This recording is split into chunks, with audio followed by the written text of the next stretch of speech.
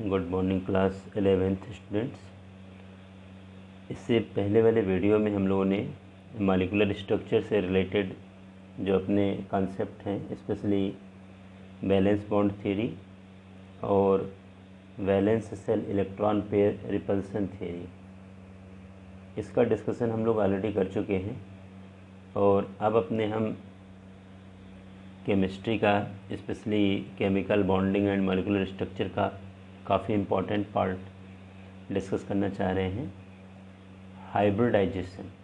यहाँ पर देखिए हाइब्रिडाइजेशन, यहाँ पर देखिए हाइब्रिडाइजेशन का मतलब हाइब्रिड से है और हाइब्रिड का मतलब मिक्सिंग से है। अब इससे पहले आप लोगों के पास काफ़ी एग्जांपल्स ऐसे हैं जहाँ पर हाइब्रिड वर्ड स्पेशली आप लोगों ने सुना होगा। जैसे कि आज के टाइम में देखा जाए, हमारे पास काफ़ी ऐसे ग्रेन्स हैं जो हम लोग यूज़ करते हैं, टेक करते हैं, वो हाइब्रिड हैं।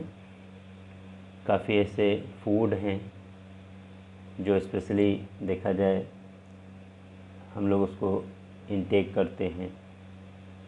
काफ़ी ऐसे एनिमल हैं। तो मीन्स हाइब्रिड वर्ड का सिंपल मतलब क्या है? मिक्स होने से है।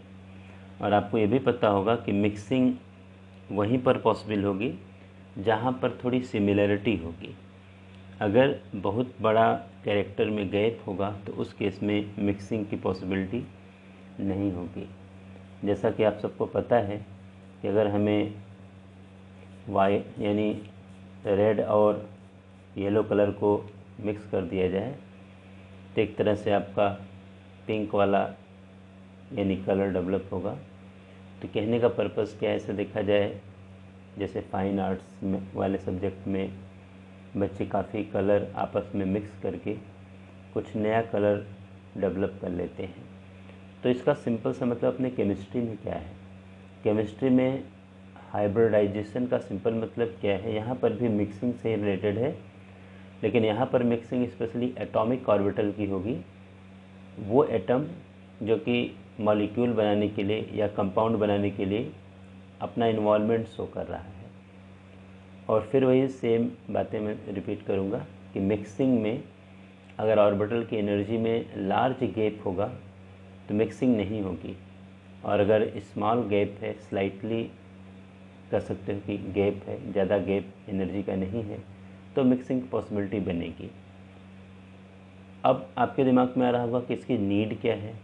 सबसे बड़ी नीड हाइब्रिडाइजेशन की यही है कि जो हाइब्रिड ऑर्बिटल होते हैं वो जो बॉन्ड बनाते हैं वो स्ट्रॉन्गर बॉन्ड बनता है, ओवरलैपिंग ज़्यादा होती है, और जो एटॉमिक ऑर्बिटल होते हैं उनमें ओवरलैपिंग स्ट्रॉन्ग नहीं होती और बॉन्ड वीकर बनता है। तो इसलिए हाइब्रिडाइजेशन कॉन्सेप्ट यहाँ पर दिया गया है स्पेशली। अब थोड़ा सा हम आपके सामने पूरा टॉपिक ही इसी पर डिस्कस होना है, तो आप लोग थोड़ा इसको ध्यान से देखिएगा।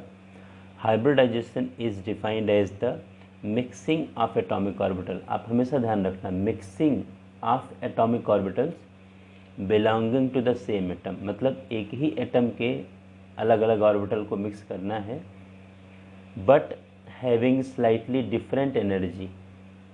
मतलब मिक्स तो हम करेंगे लेकिन उनकी एनर्जी में स्लाइटली डिफरेंट, थोड़ा बहुत एनर्जी का गैप होगा, so that a redistribution of energy takes place, जिससे एनर्जी का रीडिस्ट्रीब्यूशन होगा उनका आपस में, resulting in the formation of new orbitals of equal energy and identical shape. जब उनमें आपस में एनर्जी की मिक्सिंग होगी जिसका रिजल्ट ये होगा कि उनमें जो नया ऑर्बिटल डेवलप होगा वो इक्वल एनर्जी का, एकदम एग्जैक्ट इक्वल एनर्जी का होगा और उसकी शेप आइडेंटिकल होगी। जैसे आपको पता है कि एस ऑर्बिटल स्फेरिकल है, पी ऑर्बिटल डम्बल जैसा है, डी ऑर्बिटल डम्बल जैसा है, लेकिन मिक्सिंग के बाद सबका जो शेप है एस पी डी सबकी शेप एक जैसी हो जाएगी। The new orbitals formed are known as hybrid orbital. जो नया ऑर्बिटल इससे हम लोग बना रहे हैं उसको हम हाइब्रिड ऑर्बिटल का नाम देंगे। And such phenomena is known as hybridization, और ऐसे फिनोमेना को हम हाइब्रिडाइजेशन का नाम दे देंगे। मेरे कहने का सिंपल मतलब क्या है? ये सिंपल सी एक डेफिनेशन है जिसमें हाइब्रिडाइजेशन के काफ़ी कॉन्सेप्ट एक साथ इंक्लूड कर दिए गए हैं। क्या है? Hybridization is defined as the mixing of atomic orbitals belonging to the same atom but having slightly different energy, so that a redistribution of energy takes place between them, resulting in the formation of new orbitals of equal energies and identical shape. The new orbitals formed are known as hybrid orbitals and such phenomena is known as hybridization. यानी इस definition के basis पर हम hybridisation को clear कर सकते हैं, समझ सकते हैं। मेरे कहने का सिंपल मतलब यही है। अब इसके आगे देखा जाए, हम कुछ इम्पॉर्टेंट पॉइंट्स की तरफ बढ़ना चाहेंगे जो हाइब्रिडाइजेशन से रिलेटेड हैं। एक एक पॉइंट्स को हम लोग लेके चलते हैं, आप लोग ध्यान से समझने का प्रयास करना। Some important points of hybridization. पहला इंपॉर्टेंट पॉइंट हमने क्या लिया, only those orbitals which have approximately equal energies and belonging to same atom और आयन कैन अंडरगो हाइब्रिडाइजेशन। मतलब वही ऑर्बिटल्स जिनकी एनर्जी में बहुत स्मॉल एनर्जी गैप होगा और एक ही एटम के या आयन के ऑर्बिटल होंगे, वही हाइब्रिडाइजेशन में इन्वॉल्व हो सकते हैं। मतलब अलग अलग एटम के ऑर्बिटल हाइब्रिडाइजेशन में इन्वॉल्व नहीं होंगे। Number of hybrid orbital produced is equal to number of atomic orbital mixed. ये भी हमारे लिए बड़ा काम का पॉइंट है कि जितने एटॉमिक ऑर्बिटल को हम लोग मिक्स करेंगे उतने ही नए एटॉमिक ऑर्बिटल इक्वल एनर्जी और इक्वल शेप वाले क्रिएट होंगे। It is not necessary that all the half filled orbital must participate in hybridization. ये कोई फिक्स नहीं है कि जितने भी हाफ फील्ड, मतलब जिस ऑर्बिटल में सिंगल इलेक्ट्रॉन, हाफ फील्ड का मतलब सिंगल, क्योंकि ऑर्बिटल में 2 ही इलेक्ट्रॉन हो सकते हैं। अगर हाफ फील्ड में सिंगल इलेक्ट्रॉन है वही हाइब्रिडाइजेशन में इन्वॉल्व हो। कभी कभी ये सिचुएशन ऐसी आएगी हमारे सामने कि जो ऑर्बिटल फुल फील्ड हैं वो भी हाइब्रिड ऑर्बिटल बना रहे हैं, और कभी कभी ऐसी सिचुएशन आएगी कि half filled orbital hybrid orbital का फॉर्मेशन नहीं कर रहे हैं। ये तो अभी एग्जाम्पल में सब चीज़ें क्लियर होंगी 1 by 1। Hybridization never takes place in isolated atom. ये बड़े काम का पॉइंट है कि कभी भी अगर सिंगल एटम है जो किसी दूसरे एटम के कांटेक्ट में नहीं है, उस केस में हाइब्रिडाइजेशन का फॉर्मेशन यानी हाइब्रिड ऑर्बिटल बनेंगे ही नहीं। उस केस में एटम का एटॉमिक ऑर्बिटल ही मेंटेन रहेगा, but it occur only at the time of bond formation. जब बॉन्ड का फॉर्मेशन होगा, मॉलिक्यूल बनेगा, कंपाउंड बनेगा, उस समय एटॉमिक ऑर्बिटल कह सकते हो हाइब्रिड ऑर्बिटल में चेंज होंगे। Type of hybridization indicate the geometry of molecule. मतलब जो हाइब्रिड ऑर्बिटल बनेंगे उस ऑर्बिटल के बेसिस पर हम उस मॉलिक्यूल की ज्योमेट्री के बारे में एक बेसिक इन्फॉर्मेशन ले सकते हैं, अगर सब कुछ सिचुएशन एक जैसी रही तो। मेरे कहने का मतलब कहीं कहीं थोड़ा सा गैप आता है ज्योमेट्री का, लेकिन एक रफ कैलकुलेशन वे में काफ़ी जगहों पर तो हमारी ज्योमेट्री बिल्कुल एग्जैक्ट रहती है, और किसी किसी केस में लोन पेयर की अवेलेबिलिटी की वजह से कह सकते हैं ज्योमेट्री में थोड़ा सा गैप आता है, लेकिन वो भी कंसिडरेबल है और उसको भी हम लोग समझ सकते हैं। The hybrid orbital are more effective in forming stable bond than the pure atomic orbital. बड़े काम का पॉइंट आपके लिए है कि हाइब्रिड ऑर्बिटल जो भी है ये मोर इफेक्टिव है, मतलब ज़्यादा इफेक्टिव है स्टेबल बॉन्ड बनाने के लिए। किसके रिस्पेक्ट में? प्योर एटॉमिक ऑर्बिटल के रिस्पेक्ट में। ये तो कुछ ऐसे इंपॉर्टेंट पॉइंट्स हैं जो हमें लगता है कि हाइब्रिडाइजेशन को समझने के लिए सफिशिएंट है। पहले नंबर पर ये हमेशा ध्यान रखना कि यह हाइब्रिडाइजेशन कॉन्सेप्ट या अभी जो हम लोग न्यू कॉन्सेप्ट पढ़ रहे हैं, यहाँ पर कहीं न कहीं हम लोग पूरे एटम के इलेक्ट्रॉन को और उनके ऑर्बिटल को कह सकते हैं, इन सब को हम लोग वेव नेचर से रिलेट कर रहे हैं। थोड़ा बहुत कहने का मतलब है कि वेव, क्लाउड या इनसे हमारा रिलेशन बनाने का पर्पज़ है स्पेशली। अब देखिए हम टाइप ऑफ हाइब्रिडाइजेशन में आना चाहेंगे। अभी मैंने कहा कि एग्जाम्पल काफ़ी डिस्कस होने हैं।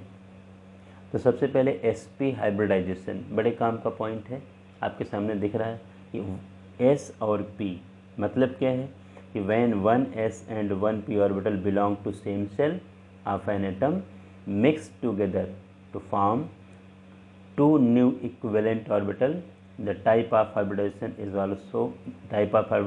is called sp hybridization। अब पहले ये देखिए, and new orbitals are formed are known as sp hybrid orbitals। देखो जब कभी भी कहीं पर भी किसी भी कंपाउंड फॉर्मेशन में जो हमारा सेंट्रल एटम है, हमेशा ध्यान रखना हाइब्रिड ऑर्बिटल सेंट्रल एटम के अंदर बनेगा, साइड वाले एटम में हाइब्रिडाइजेशन का फॉर्मेशन हाइब्रिड ऑर्बिटल नहीं बनेंगे।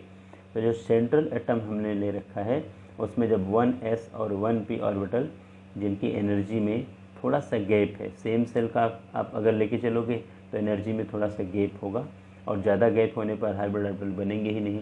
तो स्मॉलर एनर्जी गैप है, उस केस में देखा जाए ऑर्बिटल मिक्स होंगे और टू न्यू इक्विवेलेंट ऑर्बिटल का फॉर्मेशन करेंगे, क्योंकि दो मिलेंगे, एक 1s और 1p मिलेगा, तो जितने मिलेंगे उतने नए बनेंगे। तो टू न्यू ऑर्बिटल का फॉर्मेशन होगा, लेकिन अब वो इनकी एनर्जी इक्विवेलेंट होगी, यानी इक्विवेलेंट एनर्जी, इक्विवेलेंट शेप, इस तरह के नए ऑर्बिटल दो बनेंगे। तो इसको हम sp हाइब्रिडाइजेशन का नाम देंगे। और जो नया ऑर्बिटल हमारे सामने स्पेशली बन रहा है उसको देखा जाए हम लोग sp हाइब्रिड ऑर्बिटल का नाम दे देंगे। कहने का मतलब अब इस केस में चूँकि दो ऑर्बिटल बने हैं तो दोनों में देखा जाए 50% s कैरेक्टर अवेलेबल रहेगा और 50% p कैरेक्टर अवेलेबल रहेगा। एग्जाम्पल के लिए देखो BeF2, BeCl2, BeH2, C2H2। अभी जो C2H2 है इसमें सिग्मा के साथ साथ पाई बॉन्ड भी आता है, इसको मैं अलग से डिस्कस करूँगा। इसमें से कोई भी एक एग्जाम्पल हम लेकर के आपके सामने अपनी बात रख सकते हैं। जैसे मान लो कि अगर हम BeF2 की बात करें तो इसमें पहले देखिए सबसे पहले सेंट्रल एटम कौन है, बेरिलियम है। पहले हम बेरिलियम की बात करेंगे, इसका एटॉमिक नंबर 4 है, सबको पता है। देखिए 1s2 एंड 2s2, ये सिचुएशन इस पे है। आउटर सेल के 2 में देखा जाए, आउटर सेल के देखा जाए 2 के अंदर 2 इलेक्ट्रॉन है 2s2, और आउटर सेल के p में देखा जाए यहाँ पर 2p, कोई इलेक्ट्रॉन नहीं है, 2p 0, ये सिचुएशन है। और आपको पता है बॉन्ड बनने के लिए अनपेयर्ड इलेक्ट्रॉन चाहिए, तभी जाकर के दूसरा एलिमेंट एक इलेक्ट्रॉन देकर के इलेक्ट्रॉन की शेयरिंग करेगा, पेयरिंग करेगा।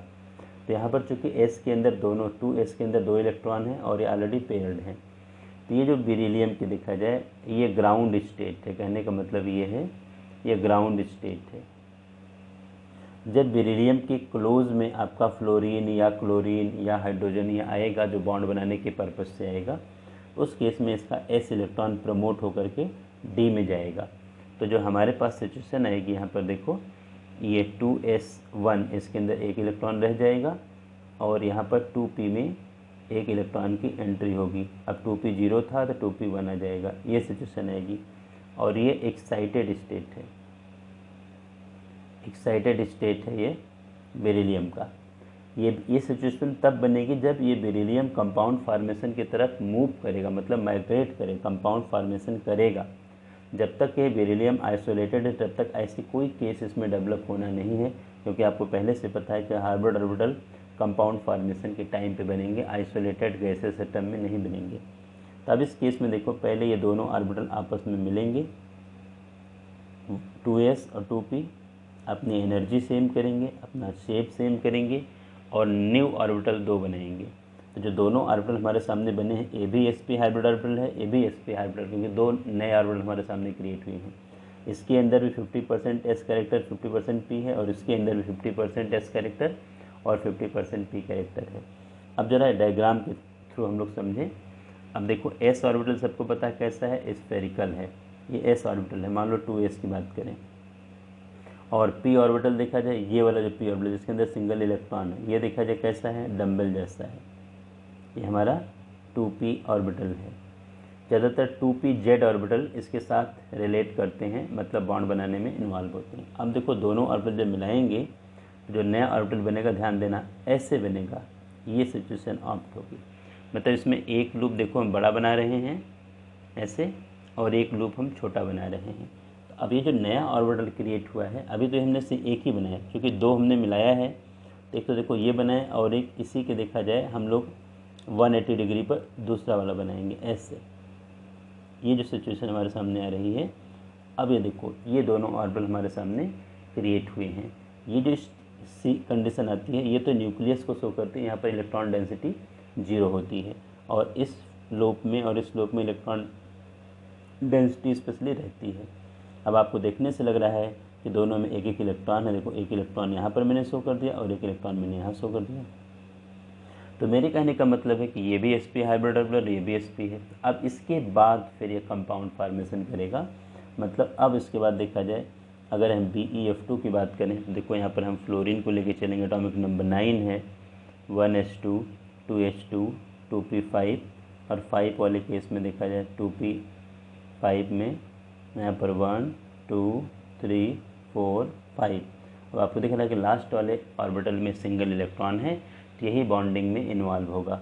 तो आपको देखने से ही लग रहा है कि बेरिलियम की बात अगर हम लोग करें तो अब ये देखो बेरिलियम का ये हाइब्रिड ऑर्बिटल है, तो थोड़ा सा लूप इससे और थोड़ा छोटा बनने की ज़रूरत है, हम लोगों ने थोड़ा सा बड़ा बना दिया ऐसे। ये सिचुएशन देखो बनेगी, ये इसके हाइब्रिड ऑर्बिटल हैं, ये बेरिलियम के, ये वाले दोनों। अब फ्लोरीन का देखा जाए ये पी ऑर्बिटल, जो कि इसके साथ देखो आकर के ऐसे सिंगल बॉन्ड का फॉर्मेशन करेगा और अपना इलेक्ट्रॉन इसके साथ शेयर करेगा। इलेक्ट्रॉन की जो कि ओवरलैपिंग जो हुई है लीनियर है, इसलिए सिग्मा बॉन्ड बनेगा। यहाँ पर हम चाहें तो इसके दोनों ऑर्बिटल और शो कर सकते हैं फ्लोरीन के, ये वाले जिसमें पहले से 2 इलेक्ट्रॉन हैं और एक इलेक्ट्रॉन और देखो हम दिखाना चाहें तो ये भी दिखा सकते हैं ऐसे। ये तो एक फ्लोरीन है और दूसरा फ्लोरीन इधर हम जोड़ देते हैं, ये सिचुएशन देखो यहाँ पर बनेगी ऐसे। वो भी अपना इलेक्ट्रॉन देखो इसके साथ ऐसे शेयरिंग कर लेगा, लीनियर ओवरलैपिंग हो रही है, सिग्मा बॉन्ड बनेगा। अब इसके बाद देखो अगला केस जो हमारे सामने है, चाहे तो हम यहाँ पर इसके ऑर्बिटल को शो कर दें जो इसके पास है, तो आपको देख के दिख रही होगी कि हाइब्रिड ऑर्बिटल केवल बेरिलियम के अंदर बना है। हमेशा सेंट्रल एटम में ही हाइब्रिड ऑर्बिटल बनेंगे, साइड एटम में कभी भी हाइब्रिडाइजेशन नहीं रहेगा। यहाँ पर एटॉमिक ऑर्बिटल ही इसके साथ ओवरलैप करेगा। ये जो हमारे सामने स्ट्रक्चर है, शेप है, ये BeF2 का है। अब यहाँ पर फ्लोरीन की प्लेस पर अगर हम क्लोरीन लगा दें या हाइड्रोजन लगा दें तो उस हिसाब से अगले कंपाउंड का स्ट्रक्चर बन जाए। बेरिलियम की कंडीशन तो हर जगह सेम ही रहनी है। ये तो अभी हम लोगों ने एक sp हाइब्रिडाइजेशन को डिस्कस किया है। अब हम sp2 की तरफ आना चाहेंगे। When 1s and 2p orbitals of the same shell of an atom mix to form 3 new equivalent orbitals, the type of hybridization is called sp2 hybridization and new orbitals formed are called sp2 hybrid orbitals। अब इसमें देखो ध्यान से कि अगर 1s और 2p मिलाओगे तो हमारे पास 3 ऑर्बिटल हम मिक्स कर रहे हैं और 3 न्यू ऑर्बिटल बनेंगे और तीनों को हम sp2 का नाम दे देंगे। अब इन जो जियो हाइब्रिड ऑर्बिटल हमारे सामने बन रहा है उसमें 33.3% s कैरेक्टर है और 66.6% हमारा p कैरेक्टर है। ये तो आप नॉर्मल मैथमेटिक्स के हिसाब से इनको डिवाइड कर सकते हो, जैसा कि आपको पहले से पता है। बोरान की कंपाउंड ले सकते हैं BH3, BF3, C2H4, इथीन जो हम लोग पढ़ते हैं, ये भी देखा जिसमें भी पाई बॉन्ड आ जाता है, तो पाई बॉन्ड वाले का पार्ट को हम एक अलग से डिस्कशन करेंगे। तो इनमें से कोई भी एक एग्जाम्पल हम sp2 के लिए ले सकते हैं। अब मान लो हम बोरान का प्रोडक्ट लेकर के चलें, आप थोड़ा ध्यान से देखना, बोरान के प्रोडक्ट की तरफ बढ़ना है। Boron atomic number 5, 1s2, 2s2, 2p1। तो आपको देखने से लग रहा है कि बोरान की जो सिचुएशन हमारे सामने है, ये देखिए बोरान के आउटर सेल के 2s में 2 इलेक्ट्रॉन हैं और बोरान के आउटर सेल में ये देखा जाए 2p1 ये इलेक्ट्रॉन, ये ग्राउंड स्टेट है, ग्राउंड स्टेट ये स्पेशली है। अब आपको देखने से लगा बोरान चूँकि 3 वैलेंसी शो करेगा, 3 इलेक्ट्रॉन अनपेयर्ड चाहिए और है अभी 1 इलेक्ट्रॉन। तभी आपके सामने फिर वही बात करूँगा, जब बोरान को प्रोडक्ट बनाना होगा, कंपाउंड बनाना होगा, तो ये जो इलेक्ट्रॉन जो s का है ये p में प्रमोट करेगा। तो कहने का मतलब सिंपली ये सिचुएशन आएगी, यहाँ पर देखना 2s के अंदर 1 इलेक्ट्रॉन आ जाएगा और यहाँ पर 2p के अंदर 2 इलेक्ट्रॉन 1 2। अब एक्साइटेड कंडीशन है, एक्साइटेड स्टेट की कंडीशन है। अब ये देखो 1s और 2p ये मिल करके अपनी एनर्जी को सेम करेंगे, शेप को सेम करेंगे और 3 नए ऑर्बिटल बनाएंगे। तो ये और ये तीनों मिल करके sp2 हाइब्रिड ऑर्बिटल बनेगा। मतलब इसको हम sp2 हाइब्रिडाइजेशन का नाम देंगे। तो ये एक्साइटेड कंडीशन में आएगी। अब ज़रा एक चीज़ और देखी जाए, इसके पॉसिबिलिटी को देखी जाए। अब ये बोरान का देखा जाए s ऑर्बिटल है, फिर बोरान का देखो ये एक p ऑर्बिटल है, साथ में एक p ऑर्बिटल और ले लेते हैं क्योंकि हम 2p को मिला रहे हैं। तो 3p और 2p ऑर्बिटल और एक s मिल करके यहाँ पर देखा जाए 3 न्यू ऑर्बिटल बनेंगे। तो इनकी जो शेप आएगी, ज्योमेट्री थोड़ा सा आप लोग ध्यान देखना, ऐसे बनेगी। जैसे ऊपर वाले केस में यहाँ पर लीनियर आई थी, बीच में जो एंगल आएगा ये 180 डिग्री का आएगा दोनों के बीच में, क्योंकि इस कंडीशन में मिनिमम रिपल्सन और मैक्सिमम स्टेबिलिटी बनेगी। और यहाँ पर भी इसी से सिचुएशन में आएगी। तो यहाँ पर जो एंगल बनेगा 3 ऑर्बिटल मिलाएंगे तो ये देखा जाए ट्राइगोनल प्लेनर और 120 डिग्री के पर ये बनेंगे। अगला ऑर्बिटल देखो हाइब्रिड हम ऐसे शो करेंगे, और एक देखा जाए हम लोग इसको ऐसे शो करेंगे, ऐसे। इनमें 1 इलेक्ट्रॉन, इनमें 1 इलेक्ट्रॉन और इनमें 1 इलेक्ट्रॉन। तो ये भी sp2 है, ये भी sp2 है, ये भी sp2 है। 3 ऑर्बिटल देखो यहाँ पर हमारे क्रिएट हुए हैं, और तीनों ऑर्बिटल अपने आपस में 120 डिग्री पर एडजस्ट करेंगे, जिससे कि मिनिमम रिपल्सन और मैक्सिमम स्टेबिलिटी का केस इसमें बनेगा। तो आप इसको थोड़ा ध्यान से देखिएगा। अब ज़रा इसका स्ट्रक्चर बनाने के लिए मान लो हम हाइड्रोजन लगाना चाह रहे हैं या फ्लोरीन लगाना चाह रहे हैं, तो हाइड्रोजन को लगाएंगे तो हाइड्रोजन में तो s ऑर्बिटल आता है। तो वही सेम केस बोरान की बात हम लोग करें। देखिए 1 इलेक्ट्रॉन, ये देखा जाए 1 इलेक्ट्रॉन, और यहाँ पर 1 इलेक्ट्रॉन। अब हाइड्रोजन का देखा जाए s ऑर्बिटल, इसके साथ सिग्मा बॉन्ड लीनियर ओवरलैपिंग करेगा।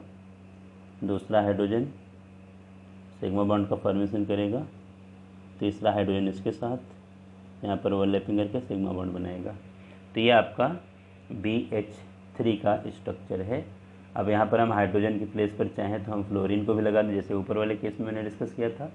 तो ये BF3 का एग्जाम्पल बन जाएगा। तो ये जो हमारे सामने स्ट्रक्चर है, ये हमारा आपके सामने जो दिख रहा है sp2 हाइब्रिडाइजेशन से रिलेटेड कॉन्सेप्ट है। हमें लगता है आप लोगों के समझ में आया होगा।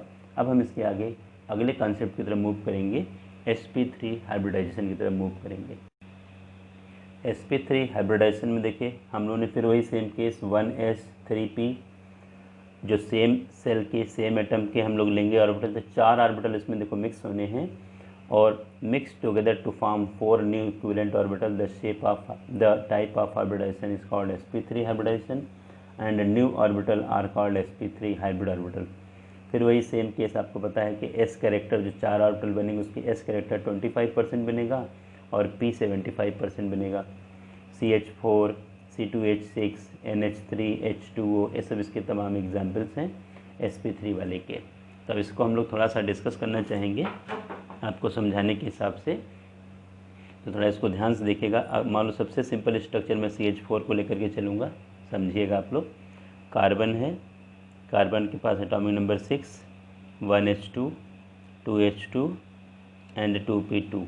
ये कंडीशन स्पेशली है। तो कार्बन की स्टेट जो हमारे सामने है देखो 2H2, 2 इलेक्ट्रॉन इसके अंदर हैं, और 2p2, 2 इलेक्ट्रॉन देखो यहाँ पर हैं। अब इस कंडीशन में कार्बन अपनी 4 वैलेंसी नहीं दिखा सकता, क्योंकि 2 ही इलेक्ट्रॉन इसके पास अनपेयर्ड हैं। ये कह सकते हो ग्राउंड स्टेट है, ग्राउंड स्टेट।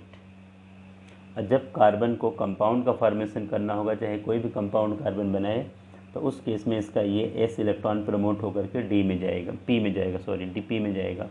तो ये कंडीशन देखो इसमें बनेगी। 2s के अंदर 1 इलेक्ट्रॉन, और साथ में 2p के अंदर 3 इलेक्ट्रॉन, 1 2 3। अब आपके सामने दिख रहा है कि 4 इलेक्ट्रॉन इसके पास अनपेयर्ड हो गए। अब 4 इलेक्ट्रॉन में से चूँकि sp3 हाइब्रिडाइजेशन यहाँ पर हम लोग डिस्कस करना चाह रहे हैं, तो ये देखा जाए 1s और 3 p ऑर्बिटल, पूरे 4 के 4 ऑर्बिटल मिलेंगे। पहले नंबर पर देखो ये सिचुएशन एक्साइटेड कंडीशन है, एक्साइटेड स्टेट है। और ये जो 4 के 4 ऑर्बिटल देखो हमारे सामने बने, अब इनकी एनर्जी इक्वल है, शेप एक जैसा है, और कह सकते हो कि टेट्राहेड्रल ऑर्डर में ये अपने आप को अरेंज करेंगे, मैनेज करेंगे। तो हमारे कहने का सिंपल मतलब इसको भी समझने के लिए देखा जाए हम लोग अब उसी तरह से 4 ऑर्बिटल बनाना चाहूँगा मैं। यहाँ पर मैं शो कर रहा हूँ, देखा जाए एक ऑर्बिटल मैंने ये शो कर दिया। बार बार अलग अलग सिंगल ऑर्बिटल को शो करने का कोई मतलब नहीं है अपने लिए, क्योंकि अब आपको तरीका तो पता ही हो गया कि कैसे क्या होना है। ये सिचुएशन देखो हमारे सामने आएगी 1 2 3 4। ये जो चारों ऑर्बिटल हैं इक्वल एनर्जी वाले हैं और इक्वल शेप वाले हैं। हाइड्रोजन के साथ देखा जाए, एक हाइड्रोजन मैंने यहाँ पर देखो इसके साथ सेट कर दिया, सिग्मा बॉन्ड का फॉर्मेशन हुआ। एक हाइड्रोजन मैंने इसके साथ देखो सेट कर दिया, सिग्मा बॉन्ड का फॉर्मेशन हो गया। एक हाइड्रोजन इसके साथ, सिग्मा बॉन्ड का फॉर्मेशन और एक हाइड्रोजन इसके साथ सिग्मा बॉन्ड का फॉर्मेशन। तो ये हमारी CH4 की कंडीशन है, यानी sp3 हाइब्रिडाइजेशन की कहानी है। इसके बाद देखा जाए अगर हम sp3d की बात करें, जैसा कि आपको सबको पता ही है, इसलिए मैंने यहाँ पर कुछ मेंशन नहीं किया, क्योंकि बार बार एक ही लाइनें लिखने का मतलब है, आप समझ गए होंगे कि 1s 3p और 1d ऑर्बिटल।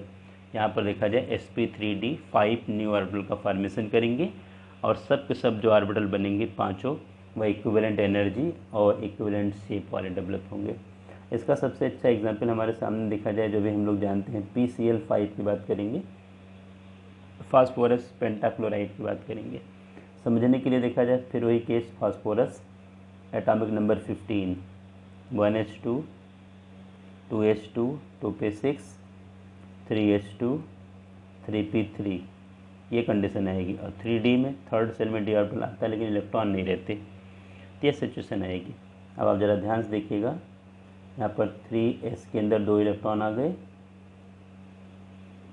3p के अंदर 3 इलेक्ट्रॉन जैसा कि आपको दिख रहा है, और 3d पूरी तरह से वैकेंट है, 3d कोई इलेक्ट्रॉन नहीं है। ये फास्फोरस की ग्राउंड स्टेट है। लेकिन अच्छी बात यहाँ पर आपको ध्यान में दिख रही होगी कि फास्फोरस PCl5 अगर तब बनाएगा जब उसके पास 5 अनपेयर्ड इलेक्ट्रॉन हो, लेकिन आपको दिख रहा है कि अनपेयर्ड इलेक्ट्रॉन केवल 3 हैं, 5 तो ही नहीं। तो ये इलेक्ट्रॉन जो S वाला है ये D के अंदर प्रमोट करेगा बॉन्ड बनाते इस समय, बॉन्ड बनाने के टाइम पर, तो वो उसकी एक्साइटेड कंडीशन आएगी।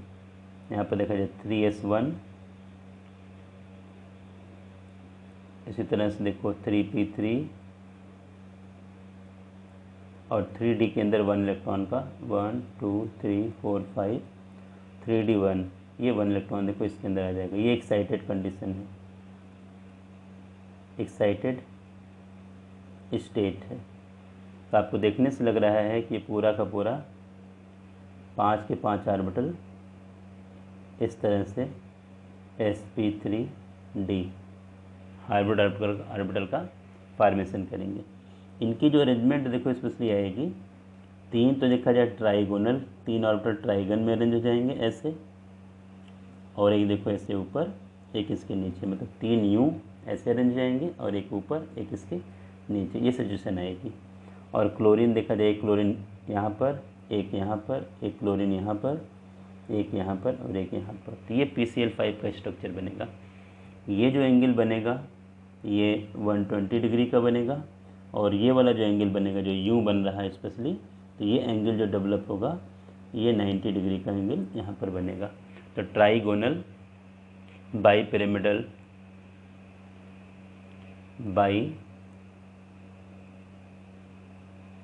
पिरामिडल ज्योमेट्री यहाँ पर डेवलप होगी। मेरे कहने का सिंपल मतलब क्या है, ये तो sp3d की कहानी है। ऐसे देखा जाए हम लोग sp3d2 को भी थोड़ा सा डिस्कस कर लेते हैं, आपको मेरे ख्याल से क्लियर हो रहा होगा। इसका सबसे अच्छा एग्जांपल हमारे सामने SF6 है, सल्फ़र को लेकर के हम लोग चलेंगे।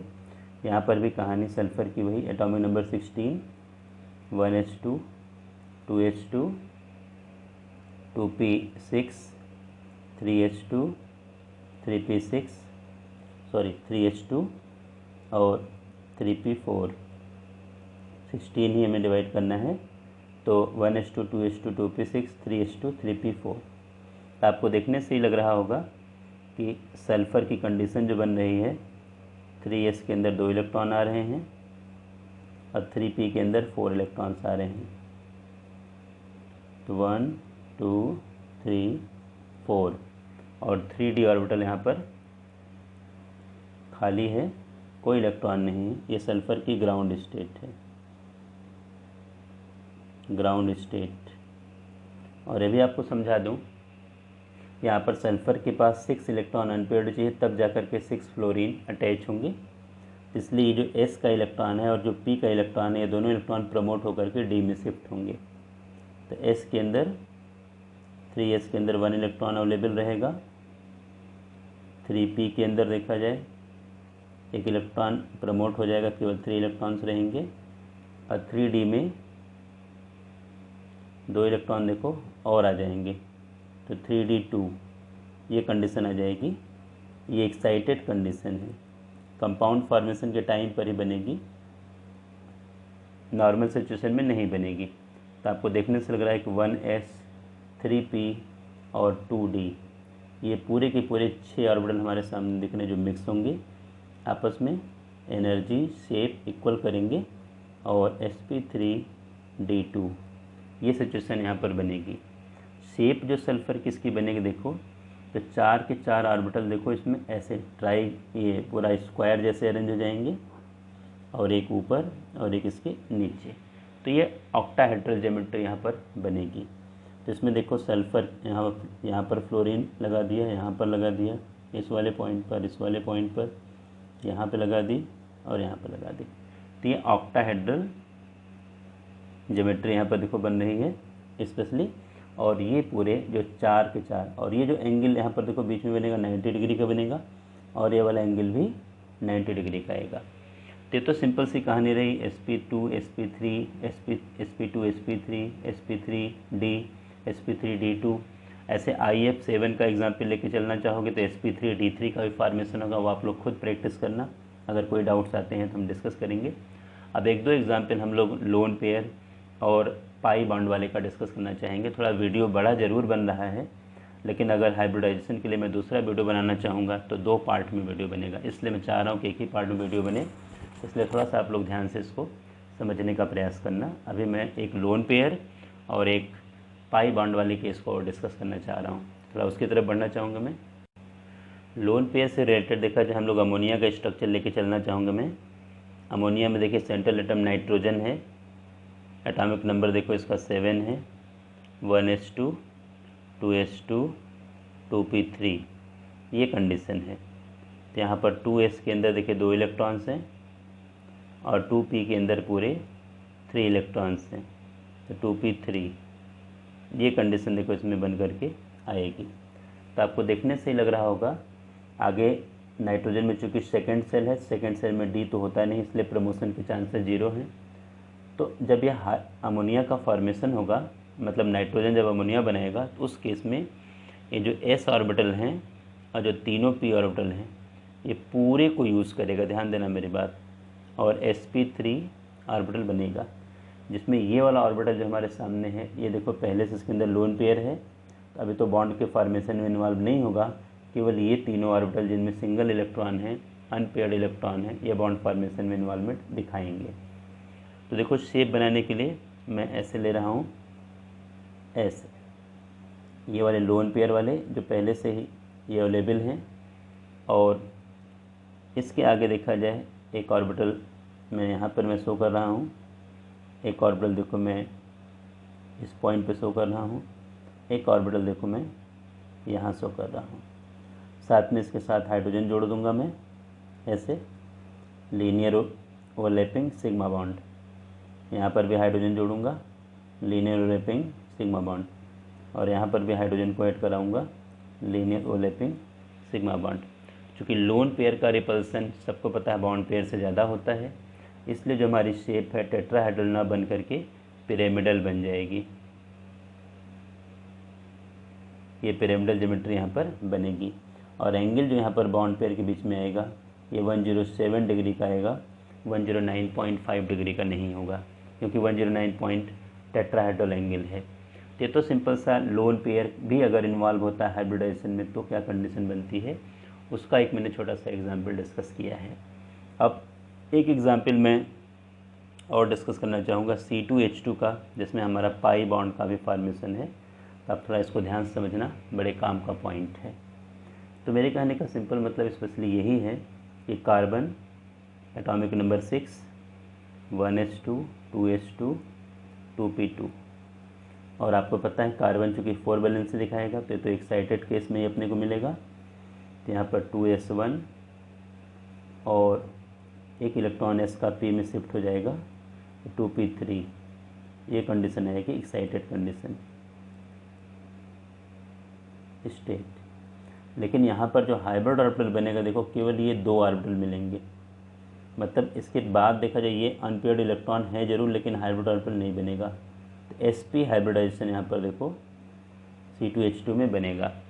आपको पहले से ही पता है कि जो शेप हम लोग स्ट्रक्चर बनाते हैं, देखो ऐसे स्ट्रक्चर इसका बनाते हैं, बीच में ट्रिपल बॉन्ड दिखा देते हैं और सिंगल। तो वही ट्रिपल बॉन्ड वाली कंडीशन कैसे बनेगी वो मैं आपको समझाना चाह रहा हूँ, इसीलिए मैं अलग से इसको डिस्कस करना चाह रहा था, मैंने इससे पहले पॉइंट डिस्कस नहीं किए। तो देखिए कार्बन, अभी तो 2 ऑर्बिटल हम दिखाएंगे जो हाइब्रिड वाले हैं। एक तो देखो ये मैंने शो कर दिया और दूसरा दिखाइए, ये एक दूसरे से 180 डिग्री पर सेट होंगे, यह हाइब्रिड ऑर्बिटल हैं।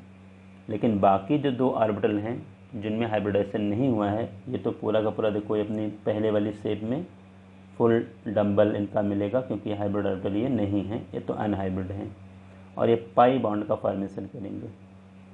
तो इसको भी थोड़ा आप ध्यान से समझना। ये कंडीशन यहाँ पर तो हमने देखा हाइड्रोजन जोड़ दिया, सिंगल बॉन्ड सिग्मा देखो यहाँ पर बना दिया।